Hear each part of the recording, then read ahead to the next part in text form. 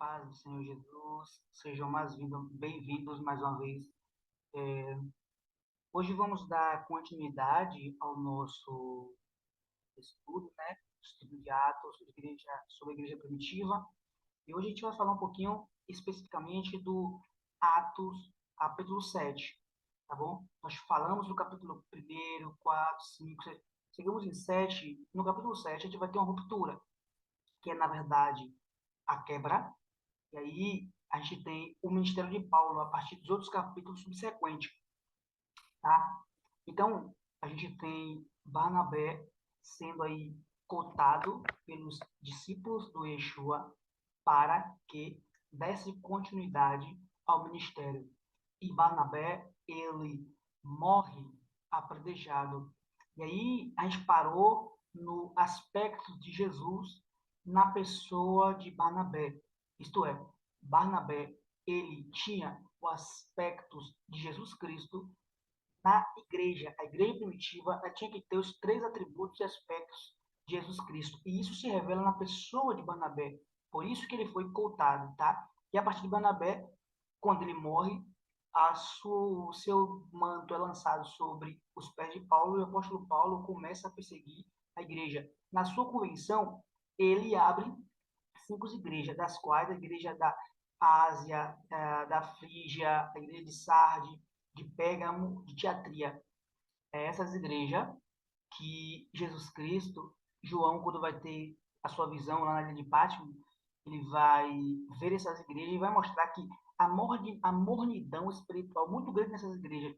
E essa mornidão espiritual se projetou para o dia de hoje. Nessa aula, vamos ver como essa mornidão espiritual chegou aqui. Quando essa mornidão espiritual é, aplacou as igrejas, infelizmente, até o dia de hoje, tá? Porque nós estamos vivenciando os últimos tempos da igreja na Terra. E é por isso que a gente vai estudar um pouquinho aqui hoje essa questão da monidão da igreja, tá?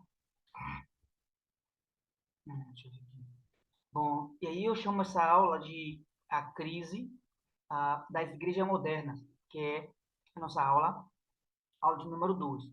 Bom, Bernabé, quando ele morre, isso aí é especial no capítulo 7, tá? Ele fala, mas ele, Barnabé no caso, cheio do Espírito Santo, fitando os olhos no céu, viu a glória de Deus, e Jesus em pé à direita de Deus. Ou seja, na sua morte ele entrou em grau espiritual tão elevado que ele pôde ver a glória do próprio Deus Todo-Poderoso e Yeshua ao seu lado, tá? E é a partir daí que começa o ministério de Paulo e como também o surgimento das outras igrejas da igreja tradicional. Então, o que acontece? A falta de adoração que nós estamos vivenciando hoje.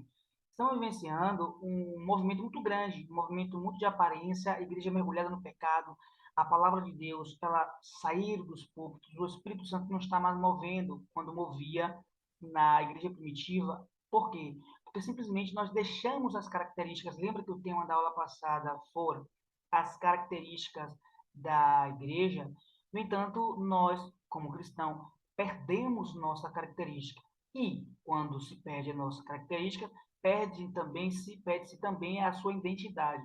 E, perdendo sua identidade, resta-se abrir mão e se infiltrar no pecado. Então, Amós, ou Atos, o próprio Barnabé ele fala, ó, odeio vossas solenidades, não me comprazo em vossas assembleias, afastai-vos de mim, vosso muito cântico.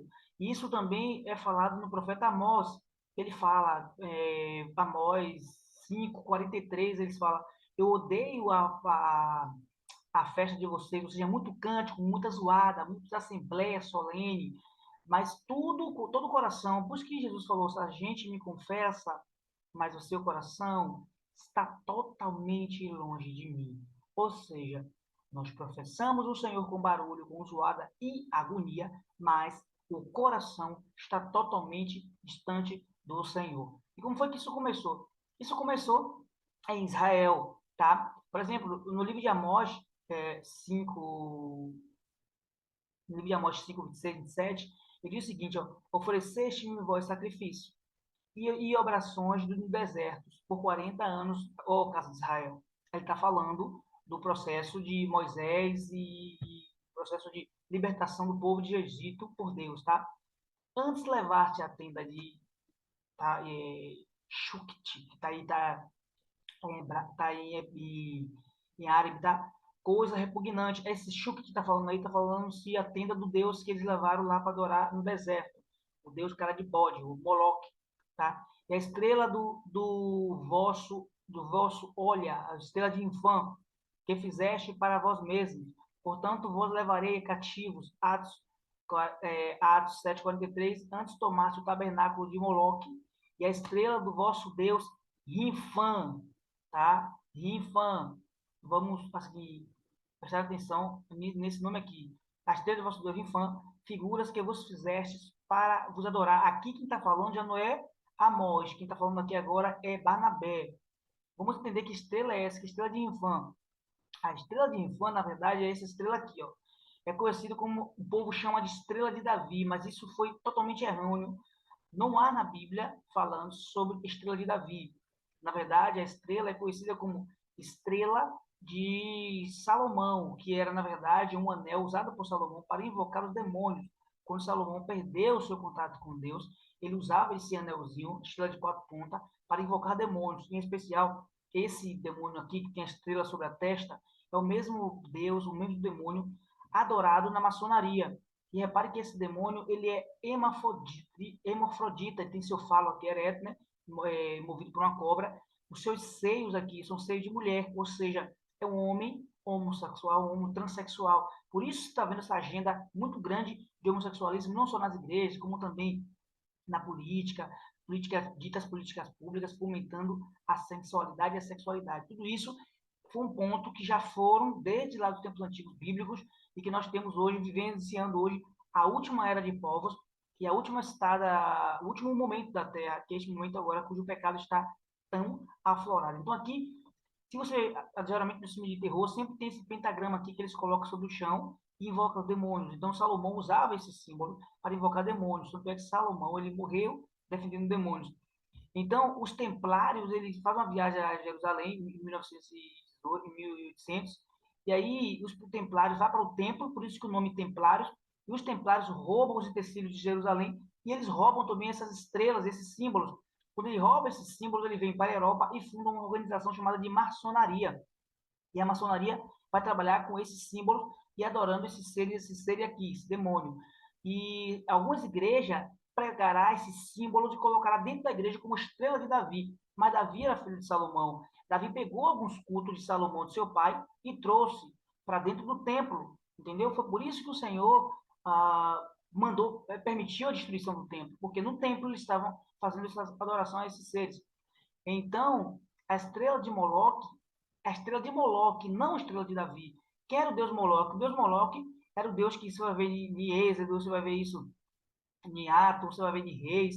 O deus Moloque era o deus que ele sacrificava crianças, eles matavam as crianças, os amonitas, eles matavam crianças e entregavam ao deus Moloque. Por isso que o Criador, ele destruía todo mundo. Por isso que no Egito, o Criador mandou matar todos os filhos, todos os primogênitos, porque eles eram a pessoa que era usada para sacrificar a Moloque, que também tinha a sua semente demoníaca já nos seus corações, tá? Então, o que acontece? Deus, Moloque, é o Deus conhecido como o Deus do aborto, ou Deus do sacrifício de crianças. Nessa barriga dele aqui abria e aqui tinha fogo que as crianças eram postas aqui dentro e eram incineradas. Então, o que acontece? O Senhor odiava tudo isso. Tanto é que no livro de Levítico, o Senhor fala: não entregarás suas crianças a Moloque. Esse Deus com chifre, esse demônio com chifre aqui, olha o símbolo aqui da estrela de 4 pontas, aqui sobre a sua mão. Então, era sacrificado essas crianças a este ser. Por isso, essa briga para a lei do aborto. Na verdade, essa lei do aborto é sacrifício a Moloque. Eles têm um pacto de sacrificar a Moloque, tá? E essa estrela de Rifã, ela vai aparecer em um partido aqui do Brasil. Tem um partido que vai seguir o número 13, que simboliza o número do Lucifer, tá? Que na verdade seria o número 12 das 12 tribos de Israel. Eram 13 anjos e um cair sobre a terra, fica 12 tribos de Israel, 12 anjos, que está lá no Apocalipse. Então, um partido vai seguir muito essa estrela que vai ficar parecendo estrela de um partido, mas na verdade é a estrela de Rifan, que esse partido está seguindo. Mas vamos seguir aqui. Então, essa igreja, na verdade, essa estrela de Rifan, ela vai se repetir em algumas igrejas, em alguns templos maçom, e vai ter esse quadradozinho, que é a estrela de Rifan. Algumas igrejas, por exemplo, a Igreja Universal, ela ganhou a concessão para construir um dos maiores templos maçom. Por isso que ela deu o nome de Templo de Salomão, que na verdade Salomão foi o pai da maçonaria, foi um dos primeiros maçons. Então ela tipo com o nome de Templo de Salomão, mas na verdade a Igreja Universal ela tem esse formato aqui fora. Vocês perceberam que esse formatinho da vitrine aqui, ó, olha aqui o olho que tudo vê, conhecido como olho de Lucifer, o olho de Horus, e aqui as estrelas.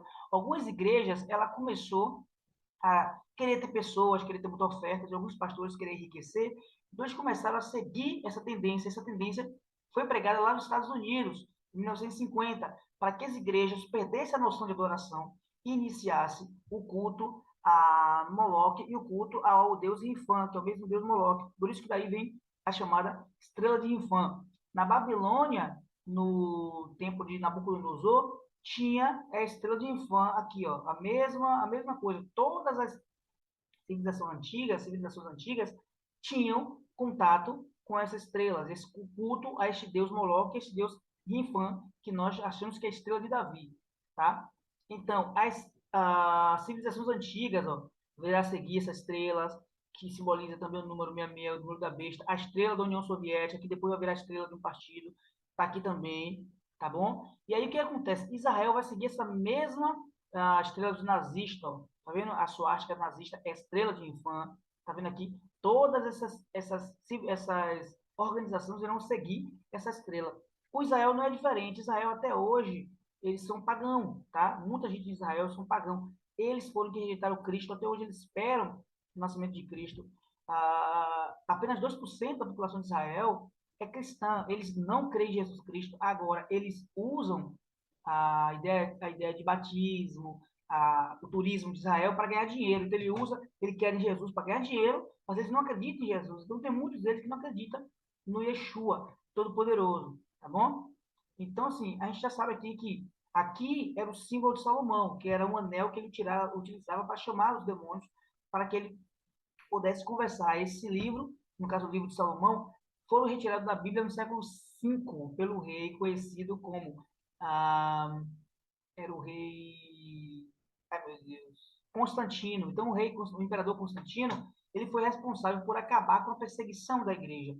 Quando Constantino ele encerra a perseguição da igreja, o que ele faz? Ele pega as liturgias da igreja católica e traz para o seio da igreja. E aí você tem uma quebra da igreja primitiva. Você tem agora um paganismo dentro das igrejas que se proliferou até o dia de hoje. E com esse paganismo veio a estrela de Infã, que foi modificada desse modelo para esse aqui, conhecido como estrela de Davi, que na verdade, repare, ó, assim como em cima a abaixo, então você está vendo que o demônio está fazendo o mesmo sinal aqui, ó, representando lua e sol, mão para cima, mão para baixo, tá certo? Então, a partir do momento que o Roma começa as suas liturgias, o que acontece? A estrela de Infã vai seguir aqui na batina do Papa, aqui também atrás da estrela de Infã, tá vendo? Tá vendo aqui em cima atrás da estrela de Infã? Tudo a igreja de Roma seguirá esse culto ao Infã, ao demônio, entendeu? E que esse padre, lembra que eu falei que Constantino ele era católico? Então ele foram responsáveis por fazer a união a igreja primitiva, lógico, depois de Barnabé, depois de Paulo, ele fez essa união da igreja primitiva com a igreja católica. Então, alguns rituais da Igreja Católica passaram a fazer parte da Igreja Cristã. Então, com isso vieram também todo o paganismo, vieram toda a celebração que aparentemente parece ser uma celebração cristã. Por outro lado, mas, porém, não é uma celebração cristã, é uma celebração pagã, uma celebração do culto aos demônios, tá? Então, você está vendo que esse símbolo ele vai se repetir em tudo quanto é lugar, ó. Aqui é maçonaria, tá bom? No brasão do Império, você vai ver que esse símbolo vai se repetir em tudo quanto é lugar, tá bom? E a gente se passa nessa questão. Então, o que acontece? A igreja, no livro do Apocalipse, fala que a igreja tem nome, que a igreja de Laodiceia, a igreja de Sardes, ela tem nome de que está viva, mas está morta. Ou seja, cheia de pessoas, com muito culto, com muita música, muito louvor, Muitos cantores, muita organização, tá? Luminosidade, nome de que está viva, mas está morta. Então a igreja de hoje ela tem apenas nome que está viva, porém está morta espiritualmente, porque o poder de Deus e o Espírito Santo não se opera mais, porque o Espírito, a igreja, ela é revivada através da palavra de Deus. Se nós retiramos dos púlpitos a palavra de Deus, de igual modo, essa igreja não pode estar viva, porque a palavra de Deus ela é viva. O Yeshua ele falou: Eu sou o pão da vida, eu sou a água que refresca. Minha palavra é vida, minha palavra é verdade. E, a partir do momento que nós retiramos dos púlpitos, retiramos das igrejas a palavra de Deus e o estudo aprofundado da palavra, com certeza não pode haver vida se não for por intermédio da palavra do Criador, tá? Então, o inimigo ele usa uma nova estratégia que é as igrejas precisam agora ser preta e parecer palcos de show, ou seja, não há espaço para adoração, até porque o preto é a ausência de cor e o preto também simboliza trevas. Então, onde há trevas, não pode abandonar,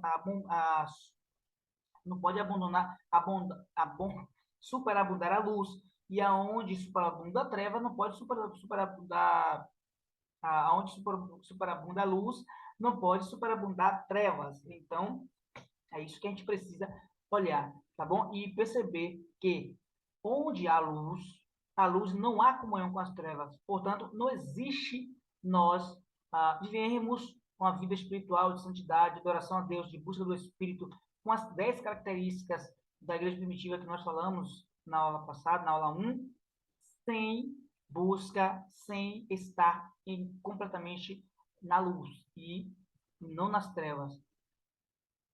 Então, esse foi o nosso estudo, tá? Espero que a gente tenha aprendido, espero que a gente tenha aprendido com essa pequena elucidação. Vamos fazer uma outra aula para poder só terminar, concluir essa parte das igrejas e do como a política se adentrou nas igrejas e como tudo isso se misturou e o pecado ganhou terreno na igreja, como a maçonaria também fez parte da igreja. Então, eu espero que vocês tenham aprendido, tenham prestado atenção e tenham adquirido algum conhecimento, embora essa aula seja um pouco breve, a outra foi mais extensa porque eu precisei trabalhar um pouco mais. Então, eu só tenho dois pilares aí, o pilar da igreja primitiva e o pilar da crise da igreja moderna, tá? E a gente já sabe quem está operando. Que Deus te abençoe e um abraço. Fiquem na paz, fiquem na bênção. Shalom.